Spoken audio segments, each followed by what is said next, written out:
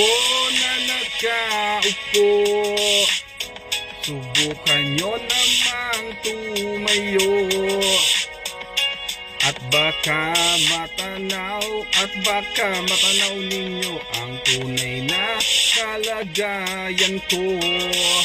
Ganito kasi yan eh.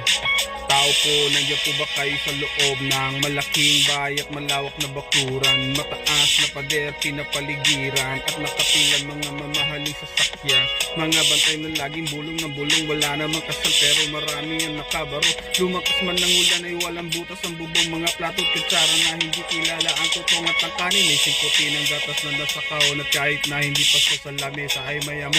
Ang sarap siguro manirahan sa bahay na ganyan, sabi pa nila ay dito mo rin matatagpuan ng tao na nagmamay-ari ng isang upuan, na pag may pagkakatao'y pinag-aagawan, kaya naman hindi niya pinakakawali. Kung makikita ko lamang sa ayaking sisigawan. Yo!